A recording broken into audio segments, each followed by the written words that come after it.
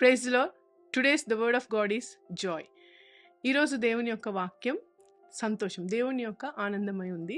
కాబట్టి ఈరోజు దేవుని యొక్క వాక్యం ఏ విధంగా మనం చూడొచ్చు అని అంటే, ఈ జాయ్ విషయంలో మనం చూసుకుంటే, మనం వింటూ ఉంటాం హ్యాపీనెస్ వింటూ ఉంటాం, జాయ్ అని వింటూ ఉంటాం.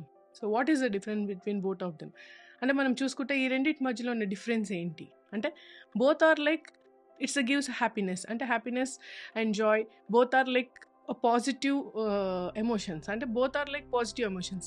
అంటే రెండు కూడా నీకు ఏకరీతిగానే కనపడుతూ ఉంటాయి. కానీ ఒక నిమిషం మనం ఆలోచిస్తే, happiness is a temporary kind of happiness. అంటే it is not based on our inner emotions, it is based on our external emotions. అంటే ఇప్పుడు మనకు ఒక ఫ్రెండ్ ఒక గిఫ్ట్ ఇచ్చారనుకోండి, మనకి ఇష్టమైన వాళ్ళ చుట్టూ మనం తిరుగుతున్నాం అనుకోండి, లేదు ఏదైనా అవుటింగ్కి వెళ్ళామనుకోండి, తద్వారా కలిగే విషయంలో కలిగేది ఏంటి అని అంటే మన హ్యాపీనెస్.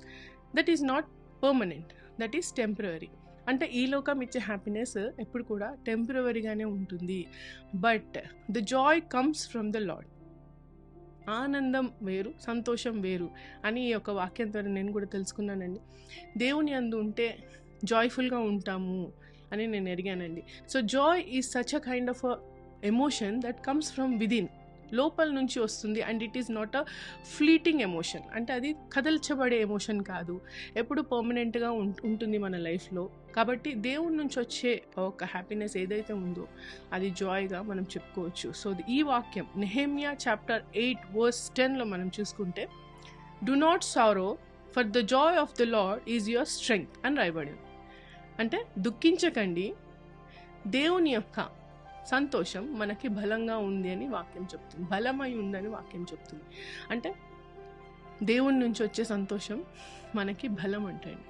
కాబట్టి ఈ లోకంలో ఇచ్చే హ్యాపీనెస్ కన్నా దేవుని నుంచి వచ్చే జాయ్ని పొందుకోవడంలో ఉన్న సంతోషం వేరే అండి. కాబట్టి మనం అందరం కూడా ఈ లోకంలో ఎవరైతే హ్యాపీనెస్ వెతుక్కుంటున్నారో, it will be a fleeting emotion for you, it is not a permanent emotion for you. అది ఎప్పటికీ నిలిచి ఉండేది కాదండి. అందుకే వాక్యం చెప్తుంది, నీలో ఉన్నవాడు లోకంలో ఉన్నవాని కన్నా గొప్పవాడని చెప్పేసి. కాబట్టి ఈ లోకంలో ఎటువంటి సిచ్యువేషన్స్, ఎటువంటి క్యూస్ ఉన్నా, ఎటువంటి బాధ కష్టం ఉన్నా కానీ మన లోపల ఉన్న దేవుని యొక్క జాయ్తో మనం ఎప్పుడు కూడా స్ట్రెంగ్తన్డ్గా ఈ లోకంలో జీవిస్తామని వాక్యం చెప్తుంది. కాబట్టి దేవుని అందు ఉన్న జాయ్ని మన స్ట్రెంగ్త్గా దేవుడు చూపిస్తున్నాడండి. కాబట్టి for the joy of the Lord is your strength అని నమ్మండి. దేవుణ్ణి నమ్మిన ప్రతి వ్యక్తికి దేవుడు ఇది ఇస్తారండి. సో దేవునిలో ఉన్న వ్యక్తులు ఎప్పుడు కూడా జాయ్ఫుల్గా ఉంటారు, సంతోషంగా ఉంటారు, బాధపడరు. బాధపడ్డా దానికి లోపల నుంచి ఒక ఇన్నర్ వాయిస్ ఉంటుంది, నేను నీతో ఉన్నాను, నేను నిన్ను నడిపిస్తాను. హ్యాపీనెస్ వేరు, జాయ్ వేరు. కాబట్టి ఈ డిఫరెన్స్ని ఎరగండి, దేవుణ్ణి నమ్మండి and feel that the joy of the Lord is your strength. దుఃఖించకండి అని వాక్యం చెప్తుంది.